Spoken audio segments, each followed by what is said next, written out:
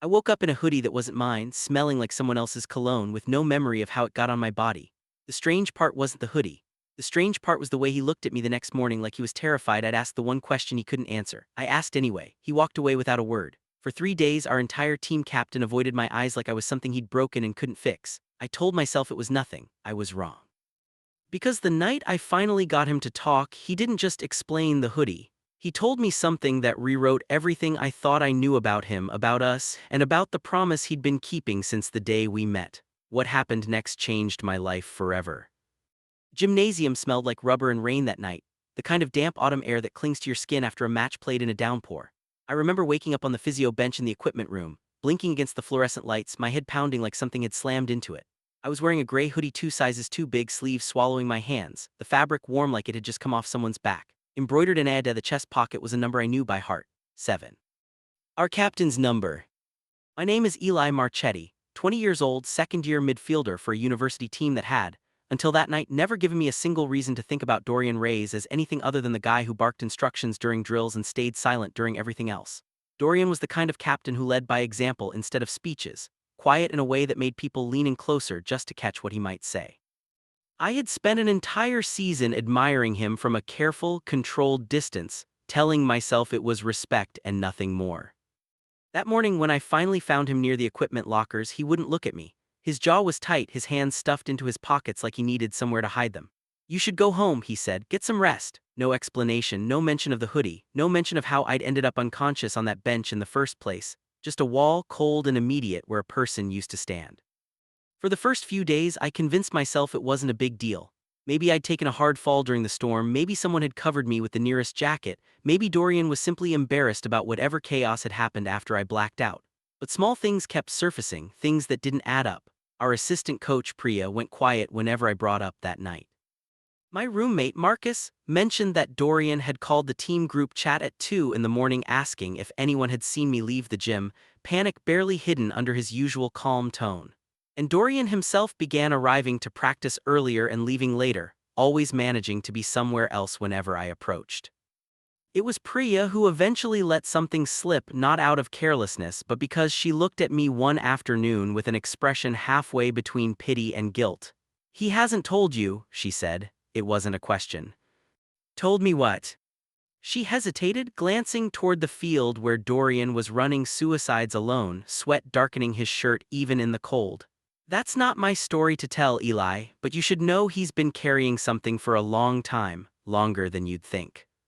That night I didn't sleep.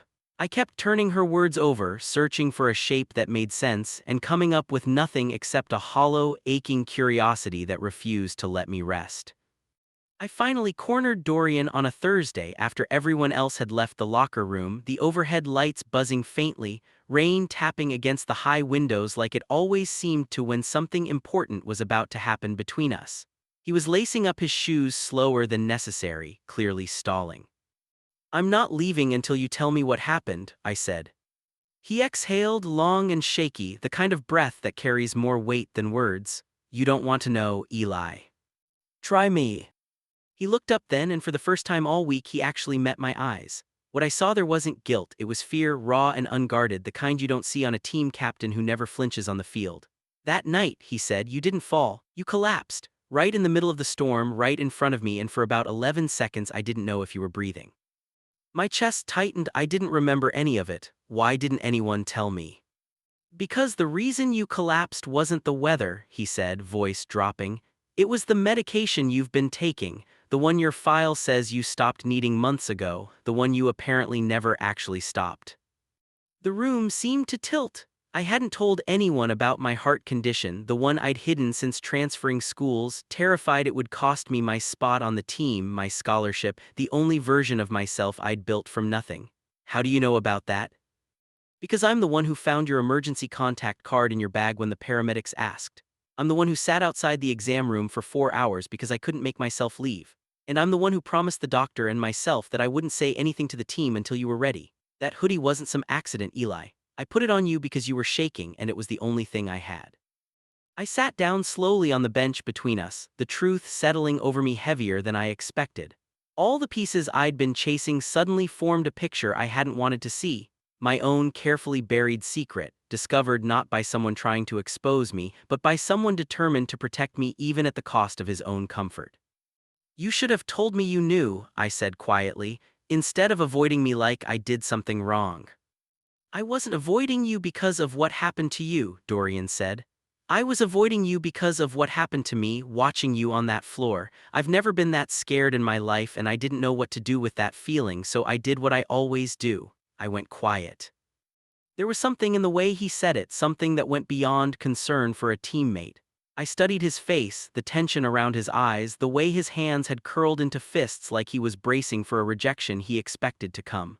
"Dorian," I said carefully, "why does it sound like this is about more than just being my captain?" He looked away, toward the rain-streaked window, jaw working like he was chewing on a decision he'd been avoiding for months. "Because it is," he finally admitted. "I've spent an entire season telling myself that caring about you the way I do was just leadership, just responsibility, but when I thought I might lose you, none of that felt true anymore." The confession hung in the air between us, fragile and unfamiliar, like something that could shatter if either of us moved too fast. I hadn't expected honesty like that from him, not after a week of silence, and it cracked something open in me that I'd also been keeping locked away. "I've felt something too," I admitted. "For longer than I've wanted to admit. I told myself it didn't matter because you'd never see me that way, not with everything you're supposed to be for this team." "You think I care more about image than about you?" His voice sharpened, not with anger but with something wounded. "Eli, I sat in a hospital hallway memorizing the sound of the machines just to make sure your heartbeat stayed steady. Image was the last thing on my mind." Neither of us spoke for a moment, the rain filling the silence, the kind of quiet that says more than any sentence could. Then Dorian reached over gently and rested his hand against mine on the bench, like he needed permission to close the distance he'd spent all season keeping. "I don't want to hide this anymore," he said. "Not the hoodie, not the hospital, not you. I'm tired of being the person who protects everyone by disappearing." I turned my hand over, letting our fingers interlace, the warmth of it steadier than anything I'd felt in days. "Then don't disappear," I said. "Not from this, not from me." Word of what happened that night eventually reached the rest of the team, not through gossip, but through the two of us choosing together to stop hiding pieces of ourselves that had cost us too much silence already. My heart condition became something manageable instead of something shameful, monitored openly instead of buried behind fear of losing everything I'd worked for. Dorian's captaincy didn't crumble under the weight of an unguarded heart. If anything, the team seemed to trust him more once they saw that strength and softness could exist in the same person. There were still hard nights, nights when my body reminded me of its limits. When Dorian sat beside hospital beds instead of locker room benches, when we both had to relearn what safety meant for two people who had spent so long protecting themselves by staying quiet. But every one of those nights ended the same way, with his hand finding mine, with a promise neither of us needed to say out loud anymore because we were finally living it instead of hiding from it.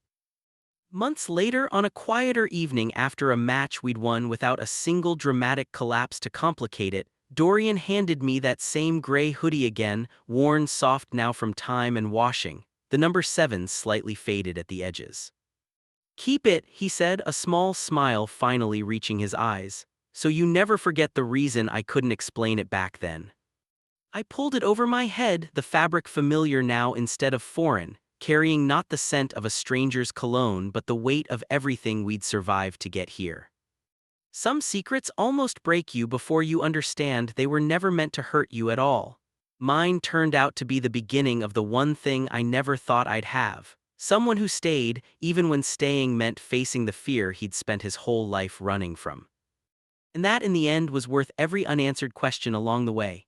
Everyone thinks the hardest part of our story was the secret. It wasn't. The hardest part came after, when the truth was finally out and I thought that meant we were safe. I was wrong. Because 6 months later, a single phone call threatened to take away everything we'd fought to build, and this time it wasn't my heart that was in danger, it was his future. He had a decision to make, one that could end his career, and he was ready to make it without telling me first. I found out by accident, the same way I found out about the hoodie.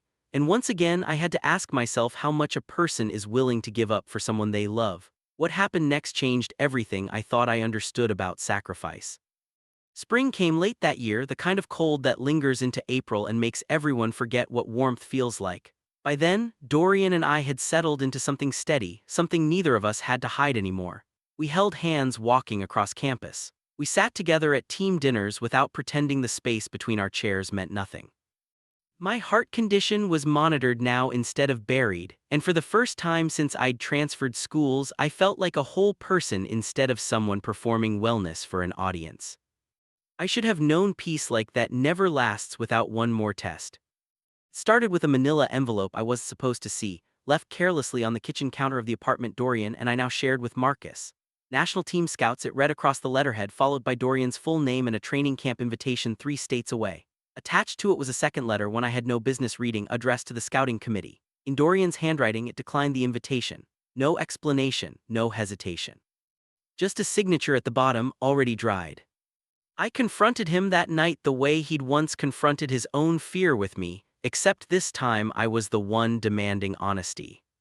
"You're actually going to say no to this," I said, holding up the letter, my hands not quite steady, without even telling me it existed. Dorian's face went through something complicated, guilt and defensiveness tangled together. "It's not that simple, Eli." "Then make it simple, explain it to me." He sat down slowly at the kitchen table, rubbing a hand over his jaw the way he always did when he was choosing his next words carefully. "The training camp starts in 6 weeks. It runs through the fall. If I go, I'm gone for months, maybe longer if I make the roster. And your last cardiology appointment said your levels are still unstable. I'm not leaving you alone for that." "So you decided for both of us," I said, without asking what I wanted. "I decided because I know what you'd say," he shot back, voice cracking with a frustration that clearly wasn't really aimed at me.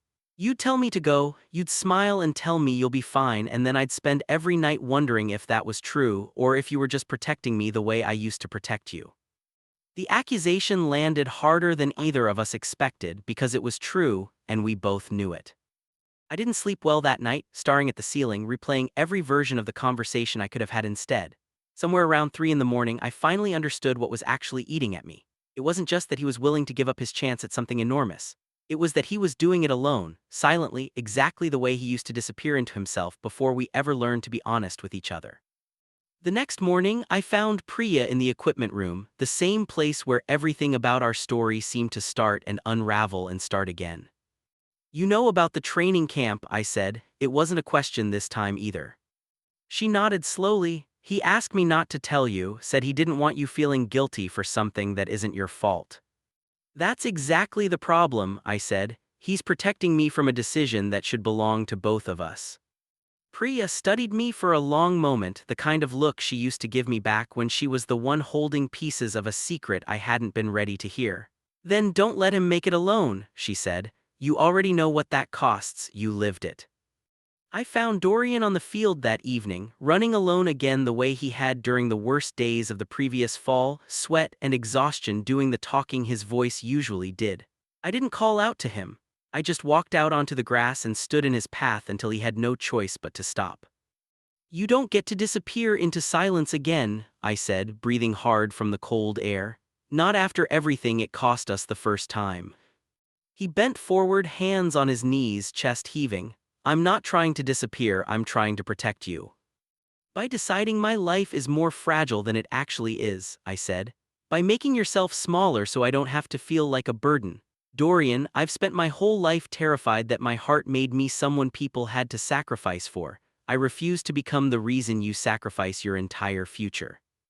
His jaw tightened, emotion flickering across his face faster than he could hide it. "And if something happens to you while I'm gone, if I'm 3 states away and I get a call that you're back in that hospital hallway I sat in for 4 hours not knowing if you'd wake up. Then I call you," I said, softer now, closing the distance between us. "And you fly back if you need to, and we figure it out together the way we figured out everything else. But you don't get to erase your own future to keep me safe from a fear that might not even happen." We stood there a long time, the field lights flickering on as the sky darkened, neither of us speaking, both of us finally understanding that love isn't only about protecting someone from pain. Sometimes it's about trusting them enough to face it together instead of shielding them from decisions that were never yours alone to make. "I'm scared," Dorian admitted finally, the words costing him more than any speech he'd ever given the team. "Not of the camp, of losing you while I'm not there to stop it." "You can't stop everything," I said. neither can I, but you can stop pretending you have to carry it by yourself. That night we tore up the declined letter together, and Dorian wrote a different kind of response, one that said yes to the invitation and included a request most players never make, a schedule flexible enough to allow travel home during my quarterly appointments. It wasn't guaranteed to be approved, but for the first time we were asking for what we needed instead of quietly giving up what we deserved. The camp accepted the terms 2 weeks later. Dorian left in early June, and the goodbye at the airport was harder than either of us expected, full of long silences and the kind of hug that says everything words can't quite manage. But it wasn't a goodbye built on hiding anymore. It was a goodbye built on trust, the same trust that had once taken us an entire storm and a hidden hoodie to learn. He called every night that summer, sometimes for hours, sometimes just to sit quietly on the line while I did homework and he unwound from training. My cardiologist adjusted my medication twice, and both times Dorian was the first person I told, not the last. When September came and the roster list was posted, his name was on it, third from the top. I flew out for his first official match, wearing a jersey with his number on the back and underneath my jacket, the same gray hoodie he'd once wrapped around me without explanation. When he found me in the stands afterward, sweat-soaked and grinning in a way I'd rarely seen from him, he didn't say anything about the match at all. "You came," he said instead, like it still surprised him that love could show up and stay, instead of disappearing the moment things got difficult. "I told you," I said, pulling him into a hug that didn't care who was watching. "You don't have to carry any of this alone anymore." We had both spent so long believing that protecting the people we loved meant hiding our fears from them. It took a hoodie, a hospital hallway, and an almost abandoned dream to teach us the harder truth, that real love isn't the absence of fear. It's choosing again and again to face it side by side instead of alone. We had survived a secret. We had survived distance. I thought that meant we'd survived the worst of it. I was wrong. Because the night Dorian came home for good, he brought back more than trophies and a national team contract. He brought back a version of himself I didn't recognize, one who flinched at loud noises and went quiet in ways that had nothing to do with the silence I'd learned to read a year before. Something had happened at that camp he hadn't told me about, something he buried under smiles every time we video called. And when I finally found out what it was, I realized the hardest chapter of our story wasn't behind us at all. It was just beginning. What happened next changed both of us forever. Dorian came home in late November, 2 days earlier than planned, standing on our apartment doorstep with a duffel bag and a smile that didn't quite reach his eyes. I noticed it immediately, the way you notice a single wrong note in a familiar song. He hugged me the way he always did, solid and warm, but his hands lingered at my back a beat too long, like he was making sure I was actually real. "You're early," I said, pulling back to study his face. "Everything okay?" "Just missed you," he said, and the smile widened, but something behind his eyes stayed shuttered. I let it go that first night, telling myself exhaustion and travel could explain a lot. But over the following week the signs kept stacking. He flinched hard when Marcus dropped a pan in the kitchen. He stopped mid-sentence sometimes, staring at nothing, and needed a moment before he could find his way back to the conversation. He started sleeping with the lamp on, something he'd never done before, not even during our hardest nights the year before. "Talk to me," I said one evening, sitting across from him at the kitchen table he'd once used to sign away his own future for my sake. "You came back different and you keep pretending you didn't." "I'm fine, Eli." "You're not," I said gently, "and I think you know that better than anyone." It took another week before he finally told me, and even then it came out in pieces, the way truths do when they've been carried too long in silence. During a training match at camp, a defender's tackle had gone wrong, careless and hard, and Dorian had gone down awkwardly, his head striking the ground before anyone could react. He'd been unconscious for almost a minute. The medical staff had cleared him within 2 days, said the scans looked fine, said he was good to keep playing.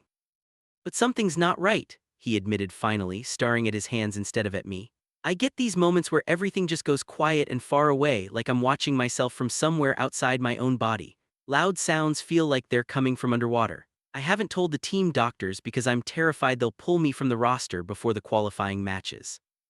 I felt something cold settle low in my chest, recognition mixed with fear.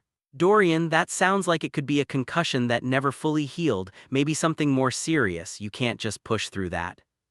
"I've worked too hard to lose this now," he said, and for the first time I heard real desperation in his voice, the mirror image of every fear I'd carried about my own heart the year before. "You, of all people, should understand what it feels like to be terrified that your body is going to take away the one thing you built your whole identity around." The words landed exactly the way he meant them to, a challenge disguised as an argument, and it stopped me completely because he was right. I did understand. And that understanding was exactly why I couldn't let him make the same mistake I'd almost made. I understand it, I said slowly, because I lived it, and because hiding it almost cost me everything, including you. Please don't make me watch you walk into the same fire I barely survived. Something in his resolve cracked at that, his shoulders dropping, the mask finally slipping to show the exhaustion underneath.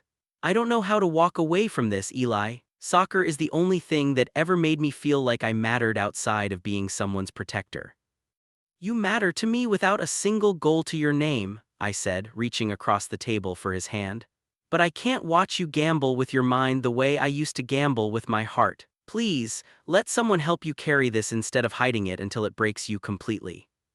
He didn't answer right away, but he didn't pull his hand back either, and for a long moment that felt like enough of an answer. 2 days later, he finally called the team's medical staff, voice shaking through most of the conversation while I sat beside him, my hand steady against his back the same way his hand had once steadied me on a locker room bench. The diagnosis came a week after that, post-concussive syndrome, more serious than the initial camp doctors had accounted for, requiring a full season of rest before any return to competitive play could even be considered. The fear on his face when he heard it was raw, unguarded, achingly familiar. I could lose my spot on the roster, he said quietly once the medical team had left us alone. Maybe my whole shot at this. Maybe, I admitted. Or maybe you protect your future by actually giving yourself the chance to heal into it, instead of destroying yourself trying to outrun something that isn't going anywhere. He let out a breath that seemed to carry the weight of the entire year, and when he finally looked at me, something had eased in his expression, like a door finally allowed to close after being held open too long by sheer will alone. You make it sound almost bearable. It is bearable, I said, because this time you don't have to sit through it in a hallway by yourself. I'll be right here the way you were for me. The following months weren't easy. There were headaches that lingered longer than either of us expected, days when Dorian grew frustrated with a body that no longer moved the way it used to, nights when old fears crept back in and made him quiet in ways I'd learned to gently coax him out of instead of letting him disappear into. But there was no more hiding, no more silent sacrifice disguised as strength. We built a new kind of routine, one shaped by rest and patience instead of ambition alone, and somewhere in the middle of that slower season, we both realized we hadn't just recovered something. We had built it stronger than before. By spring, the headaches had faded, the medical team cleared him gradually back into training, and the fear that once lived behind his eyes had softened into something closer to peace. On the anniversary of the night I first woke up in his hoodie, not entirely sure whose life I'd wandered into, Dorian sat beside me on our apartment balcony, the city quiet below us, and slid something small into my palm. A key. To what? I asked. To staying, he said simply. To choosing this every day, the easy days and the hard ones, without either of us disappearing into silence again. I closed my hand around it, the weight of it lighter than anything that had ever meant so much. Some stories begin with a mystery neither person can explain.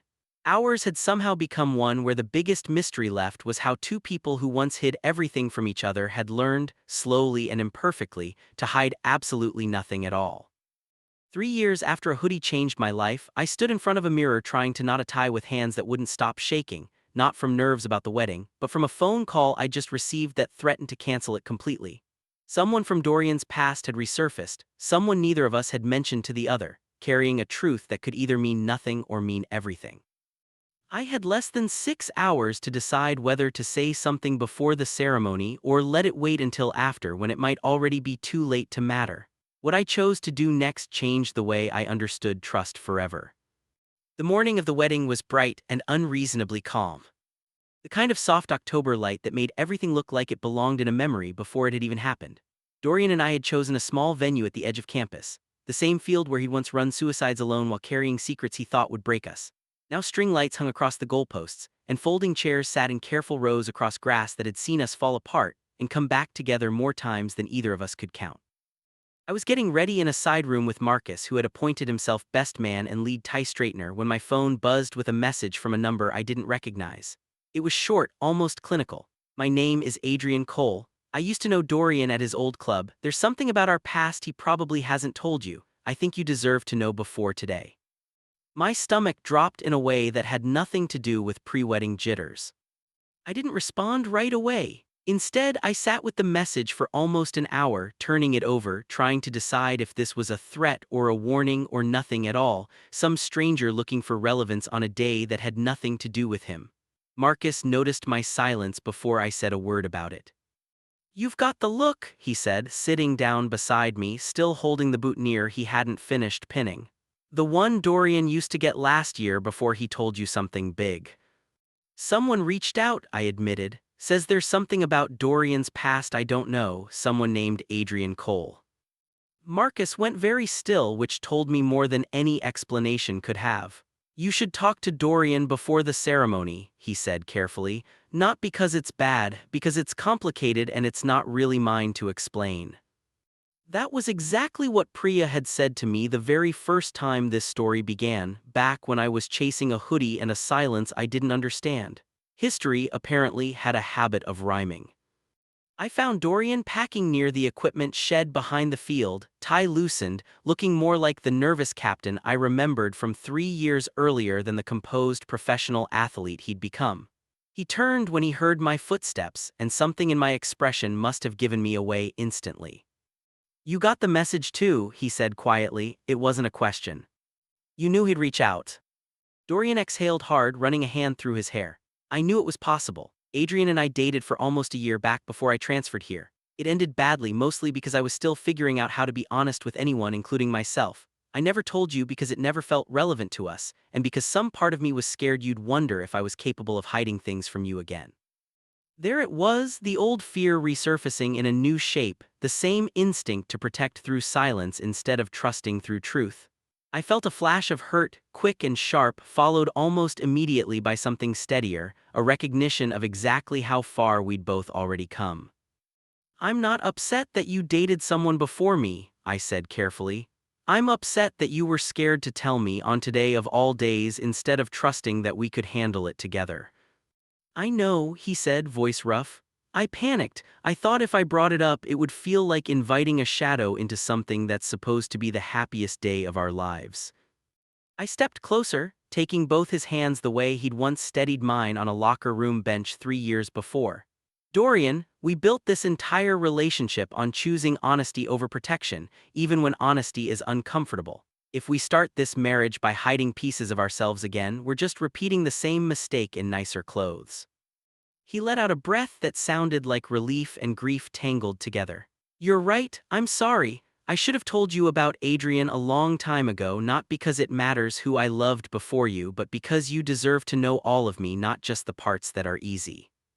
"Then tell me now," I said gently, "not because a stranger forced your hand, but because you want to." So he did. He told me about a relationship built on the same silence he used to carry with our team, about an ending shaped more by his own fear of vulnerability than by anything Adrian had done wrong, about guilt he'd quietly held onto for years without ever fully setting down. It wasn't a confession that shook the foundation between us. If anything, it deepened it, another piece of honesty added to everything else we'd already survived together. When the ceremony began an hour later, delayed just enough for both of us to breathe through what had almost derailed it, nobody in the rows of folding chairs knew how close we'd come to letting an old shadow overshadow a new beginning. Marcus stood beside Dorian. Priya sat in the front row dabbing her eyes before either of us had even said a word, and the late afternoon light settled gold and warm across the same field where everything between us had first cracked open into something real. When it came time for vows, Dorian's hands were steady in mine, none of the earlier tremor left in them. "I used to think love meant protecting the people I cared about by carrying everything alone," he said, voice carrying clearly across the quiet crowd. "You taught me that real love means letting someone carry it with you instead. I promise to keep choosing honesty, especially on the days it's hardest." I felt my own voice catch as I answered him.